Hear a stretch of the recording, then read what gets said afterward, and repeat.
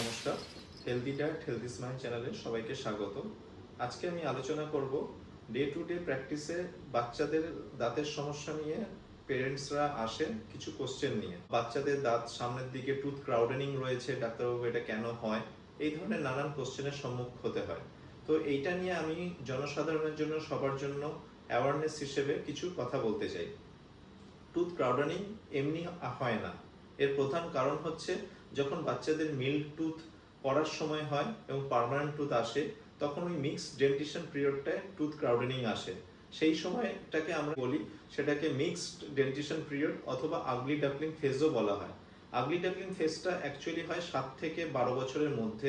এই সময়টাকে আমরা আগলি ডাকলিং ফেজ বলি, কারণ কি এই সময় বাচ্চাদের দুধের দাঁতের সাথে সাথে পার্মানেন্ট টুথও থাকে, যার ফলে পার্মানেন্ট টুথ আসছে, সেই সময় টুথ ক্রাউডেনিং থাকে, বাচ্চাদের দেখতে আগলি ফেস লাগে, আগলি লুক লাগে, যার জন্য আগলি ডাকলিং ফেস বলা হয়।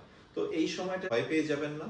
বাচ্চাদের সেই সময় ওরাল হাইজিনটা একটু প্রপার ওয়েতে মেনটেন করতে হবে, নিয়মিতভাবে ব্রাশ করাতে হবে, এবং সেই সময় আপনি নিকটবর্তী ডেন্টাল সার্জনের কাছে পরামর্শ নেবেন এবং তিনি যেইভাবে গাইড করবেন সেই গাইডেন্স ফলো করে সিরিয়াল এক্সট্রাকশন করা, বা যদি মনে হয় যে দাঁতের অন্য কোনো ট্রিটমেন্ট দরকার আছে, তিনি সেই মতন আপনাকে গাইড করবেন, সেগুলো ফলো করবেন। একটা বয়সের পরে সব দাঁত যেগুলো মিল্ক টুথ আছে সেগুলো পড়তে থাকবে এবং পার্মানেন্ট টুথ আসবে।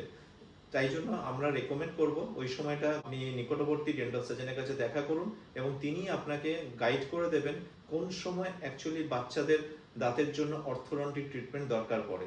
তো আমরা পরবর্তী সেশনে অর্থোডন্টিক ট্রিটমেন্ট কখন করব, কেন করব এবং কি জন্য করব সেই নিয়ে বিস্তারিত আলোচনা করব। আজকে এই পর্যন্ত। আগামী দিনে ডেন্টাল রিলেটেড আরও কিছু আপডেট পাওয়ার জন্য এই চ্যানেলটিকে লাইক, সাবস্ক্রাইব এবং শেয়ার করে দিন। ধন্যবাদ।